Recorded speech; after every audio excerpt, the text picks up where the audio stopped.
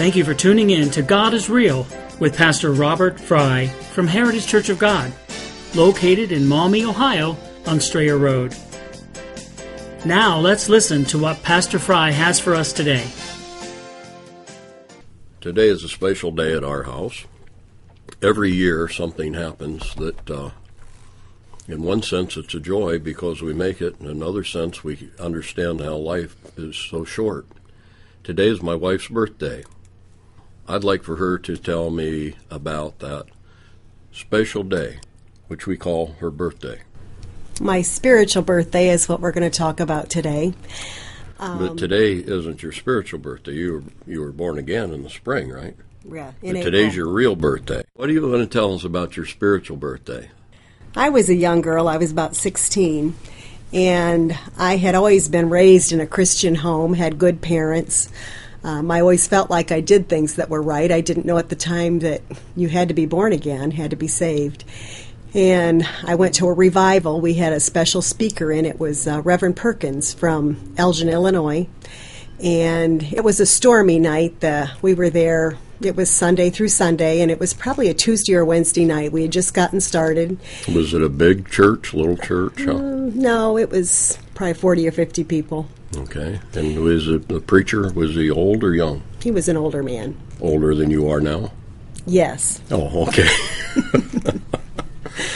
But it was a scary night for me because I didn't like storms that well anyways, and they had talked about tornadoes that night. And during the service, there was tornadoes. There was a tornado that went on one side and then a half mile on the other side. And it just made me stop and think. And he did preach on heaven that night. And I was one of the first ones to the altar because I knew that there was something I was lacking. And when I went to the altar, I felt a change that night in my life. And you can feel the Lord when you make a change in your life. There's just something there that wasn't there before. And I had, like I said, always worked in the church and did so many things in the church. But after that, it just all had a different meaning. So when you went home and your mom and dad were Christian, did you feel like you identified with them more? You finally understood the type of life they're living and why? Yes, made a big difference. And now you do what at the church? I lead the directors at our church. How many, we changed this about probably 15 years ago. We had committees up to that point. And one of the things that hit me was that some people would forget about their committee meeting. And we would have people would think all month about that committee meeting and what they wanted to do and what needed to be done, and they'd pray about it and study about it. Then they'd come into a meeting and someone had forgot, so they'd called them, which meant they hadn't thought about it, they hadn't prayed about it, they probably hadn't even studied anything on it. And they would come in and they'd get in a discussion, and the one that didn't have their heart in it would almost take over. And nothing was getting done because the drivers, the ones that God wanted to use, the Bible says, let the strong and among you lead, wasn't able to. They couldn't get the majority. So we changed this, and it has really worked out wonderful. We went from probably 12 committees to how many directors? 24. 24 directors, and each director, we try to take the person that has a passion for that ministry, and we put them in charge. They're the director. They have a team that works with them. It looks like a committee. The only difference is the director has control. The one that thinks about it, the one that prays about it, the team is there to help them work out the vision that God gave them in that ministry. And 24. Mm-hmm. All of them functioning? Yes, and it's growing. There'll be more this year. You have a director for security even, right? Mm-hmm. How many men are on that team? Probably 25. Wow, that's more than we used to have in the entire committees when we had them all together. Mm-hmm. And what do you do? Who do you meet with when you meet? I meet with sometimes just the directors. Sometimes I meet with the whole groups. Once a year I have a all directors meeting. Maybe another time a year I have all of them get together. There's just so many things going on at the church. We want everybody to be involved in some way, so I try to get everybody together as much as I can. You know, sometimes God gives you somewhat. Now, when you came to the church here, we've been here 27 years almost. you didn't even take a job for 2 years. 2 years. I just sat back. And then she started working in doctor's offices, and she started being, then she has a job now that she helps schedule all the appointments for how many doctors? 14. 14 doctors. And how many girls you have there doing scheduling that work with you for you? 12. 12 girls. So this almost came as God had put her in a position in work that she brought that and organized and put it in the church.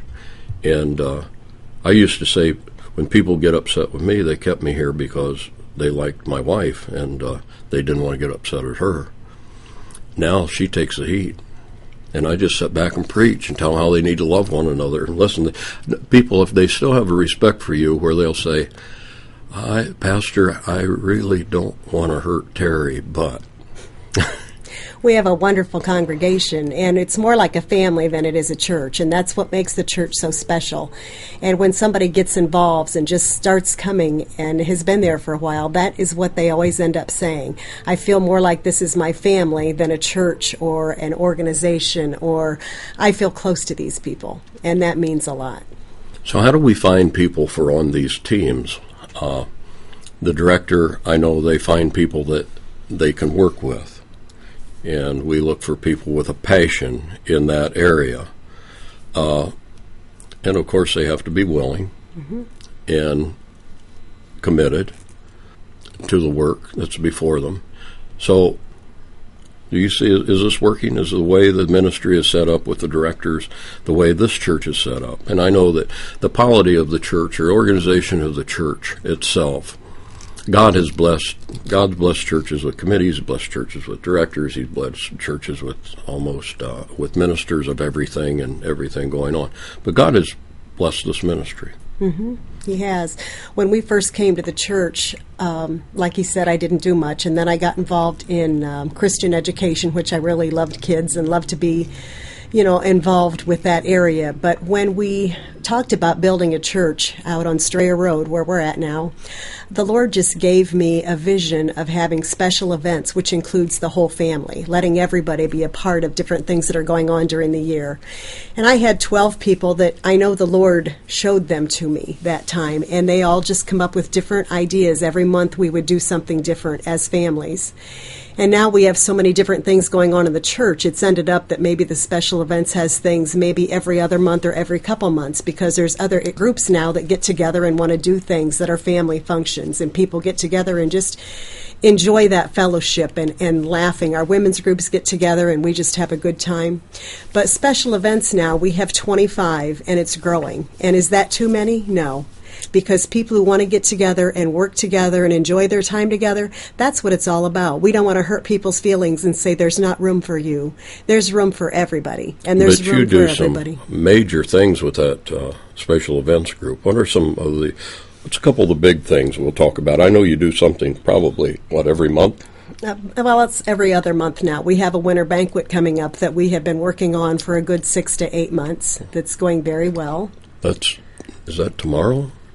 It's the 18th of February. Yeah, it's tomorrow. Yes, it is. And we charge for that. Mm-hmm. We do. Because it's a big dinner, but we really don't make any money. We make a little bit, but not much. But we have other functions that we don't charge for usually, and that's why we charge for this one, is because it helps with other functions that we do. We have a big bonfire in the fall, and we have it at some people's house at the church, and there's over 200 people that show up that just really have a good time together. Show up at a bonfire out by a pond. Mm-hmm. And we eat, don't we? One of the things about the Church of God, we eat. Yes. And we just put out a cookbook. Now, do we have a director and a team doing that? Yes, we do. And she just come up to me and offered to do it, and that's how things work around there. If people has a passion to want to do something, we just get them involved and get other people with her. And she owned a bookstore in town for several years, and she knows what she's doing. What about our drama? Tell them about that. We have plays 2 and 3 times a year.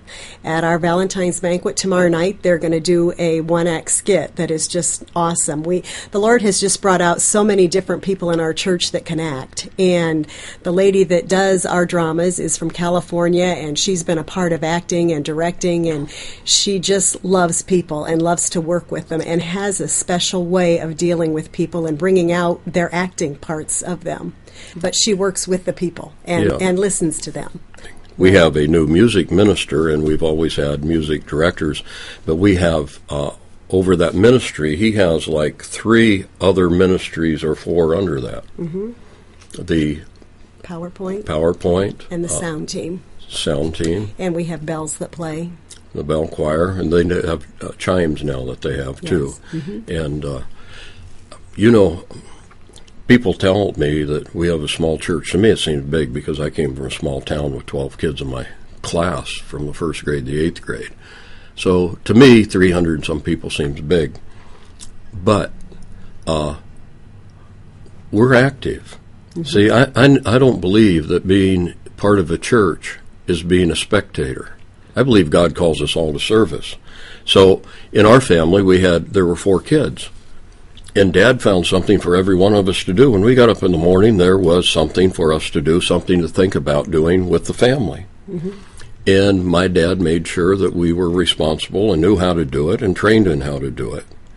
And I believe somebody comes into the church, God may send them in as a director because they have that unique talent and that ministry and that mission in their heart. But he may send someone in with just an idea about something they may want to do or develop. And they can join that team, or we can create a team. And if people walk in and they know what they're doing and they enjoy what they're doing and they're born again, we spend time with people in the church to know what they like and what their passions are. We don't make them sit back if that's something that is a passion and they love the Lord and want to do it.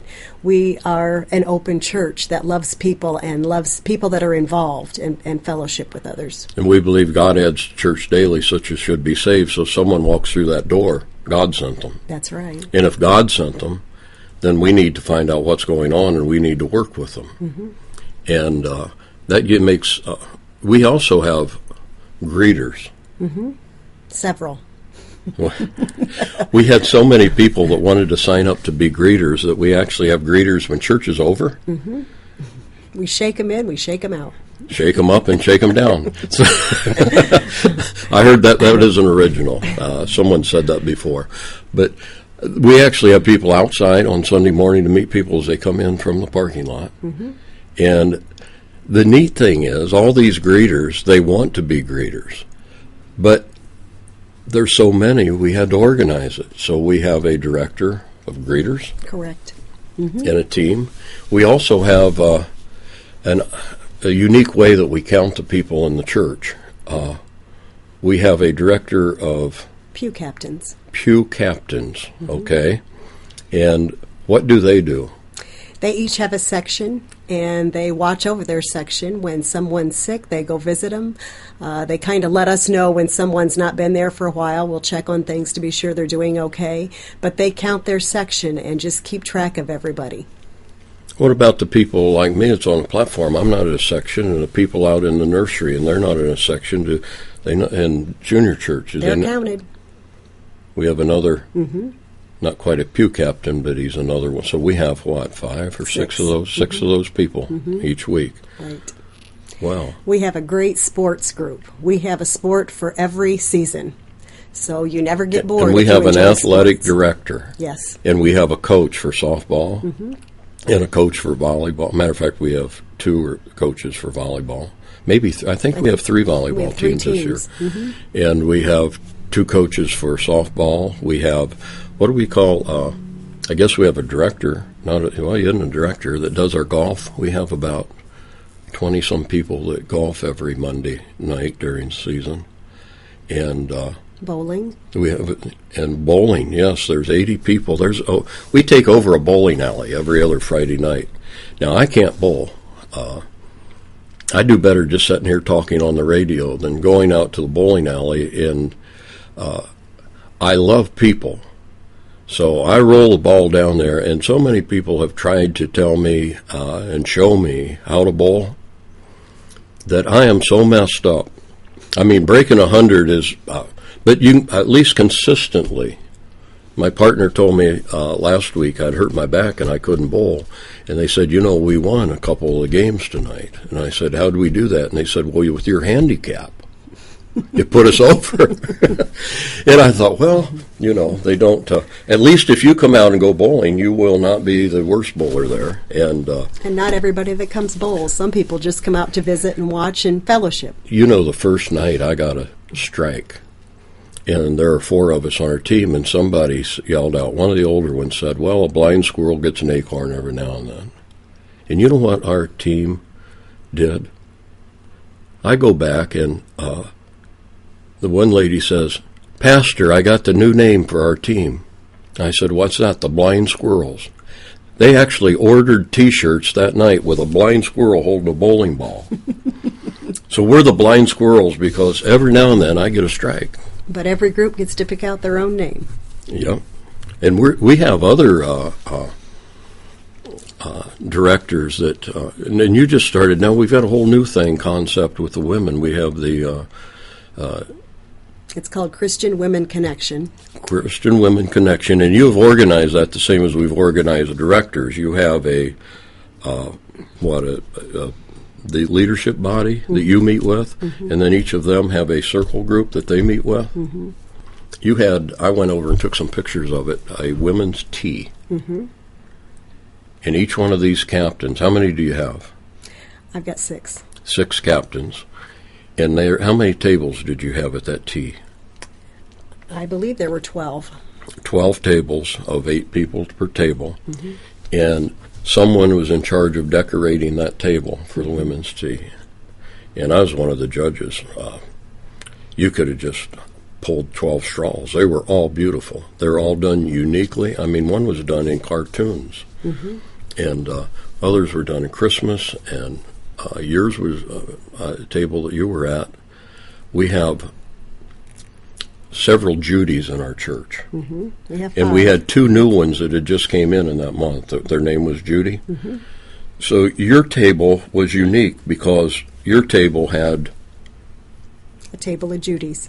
Table of Judys. So that night you changed your name from Terry to Judy, right? I did. And I had 2 other women there also, and they went by that name also. We had a good time. So you had a table of Judys. It was a Christmas tea in December, and we meet together. We have several different groups, 6 different groups, and they meet different times during the month. And then every 3 months we all get together and meet all together, just so we can just stay together and know what's going on and tell each other. We have different missions that we do. We work with the Toledo Rescue Gospel Mission. Rebecca's Haven is part of that. Every other Friday night, we work with those. We have a group of people go down there and put on service for them at Toledo Gospel Rescue Mission. I'll tell you, I've baptized some men that got saved down there. And we've met some nice people from down there. Yes, we have. Brother Clapsaddle, I mean, he runs it. He's been here on the radio. And just a neat guy. And when you put your money in there and your work in there, that's going to help people out because you can talk to those men and ladies that are being helped and see that their life is changing. We have people that go down there just to support the group that we have go, and they come out being blessed, and they were there to help, but they come out being blessed more than they did going in. I mean, they're amazed at what these people get. Now, the Super Bowl was just over 2 weeks ago, and we have, in the fall, a punt, pass, and kick contest. Yes, we do. And I went on Google Earth and looked up our church and zoomed down on it, and the front yard looked like it had lines on a football field on it. That's what it looks like on that Sunday. And what are some of the activities they have then? They do a punt, pass, and kick. Anybody from kids on to adults. We have 80-year-olds that punt, pass, and kick. And then we have gifts, but we do it in different age groups, different women, different men. The children have a ball. We have a dinner that day, and it is free. We have another thing that you can just throw the ball at it. Someone made it for us, which is really nice. Through a hole. Yeah. And then the men and women, I mean, there's a flag football game that goes on. Beforehand, yes. That was And something we started those this year. guys really get into it. They do. I mean, some of them were good football players.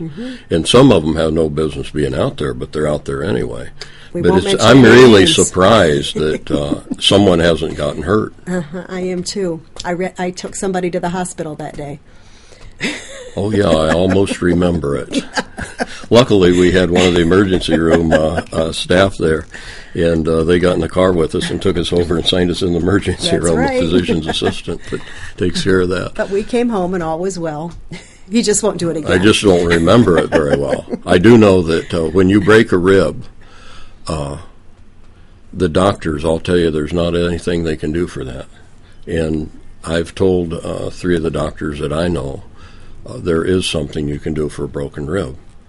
And they looked at me like, you're trying to tell me, you're a theologian, you're trying to tell me how to practice medicine. Maybe they didn't think that, but I thought they did. And I said, yes. I said, you can give them cough medicine because when you cough, it kills you.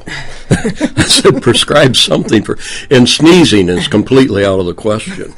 But anyway, if you learn anything about our church, we know that God had a plan for you when you were 16, and he knew when he sent those tornadoes or allowed those tornadoes to go through and the lights to go out that night in that church, he knew that you were going to have 25 ministries that you were looking over here.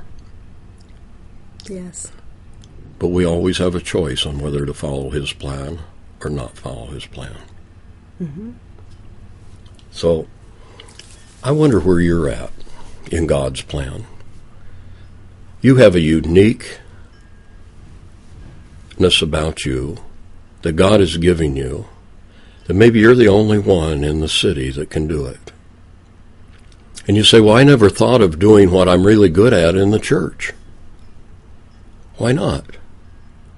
We tell all our guys on softball team, remember, the teams you're playing may have some lost people on them, and they're looking at the church, and they're looking to see whether they even want Christ or not. So you would behave yourselves out there. Make your reaction a Christ reaction. And if a bad call is made, a bad call is made. We get over it, we shake it off, and we go on. We smile. You say, preacher, do they always listen? Not always, but they'll hear it again if they don't. Because we are Christians every place we go.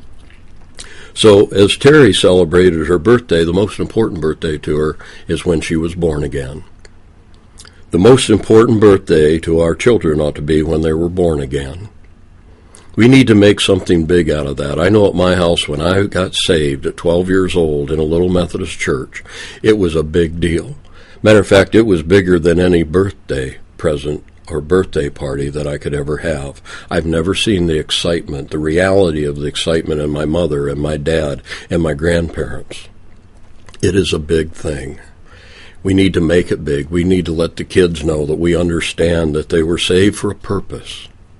And in that purpose, we step forward and we step into Christ. Terry, what do you have planned for the next year? You got any new directors, any new ministries that you're thinking about, praying about? We need people to man, or do we just... it seems like we've been here 27 years and we came without a plan. All we did was ask the God to use us, and he brings the people in and puts them to work. Mm-hmm. We've got a gentleman who wants to start some men's... a time that the men get together just like the women do, the Bible studies and just the fellowship time. There's some that already go to breakfast on Thursday mornings, men and women, and the women go on Tuesday mornings. Just if somebody has a passion and wants to do something and comes to us, we pray about it, and if we feel that that's the right thing, we get together and just brainstorm, and the Lord you ask the Lord to lead you in whatever goes on in the church. Tell them about the guys in the kitchen. Those fellas amaze me. You know, our women, it's hard for them to even get into the kitchen. Our retired men have taken over. We have a director there, too. Yes, we do. And they have how big is that team? There's at least a dozen. At least, yeah. But the men do tell their wives that they can't cook for less than 100 people, so that keeps them out of the kitchen at home. Somebody told me the other day that we're the biggest buyer from Sam's on a regular basis. We buy more from Sam's than any other group in the city or They restaurant. don't just cook hot dogs and French fries. They know how to cook a meal. Oh, I mean, chicken tetrazzini. I know they do. Salisbury steak. Salisbury steak. They'll make meatloaf. I mean, I don't know what it would cost to have that meal. And you know what? We ask for a donation of $5 if you have it, if you're an adult. If you have children, you don't pay for children. We figure people with kids have enough to pay for. If you're out of work, you don't pay. If you don't have the money, you don't pay.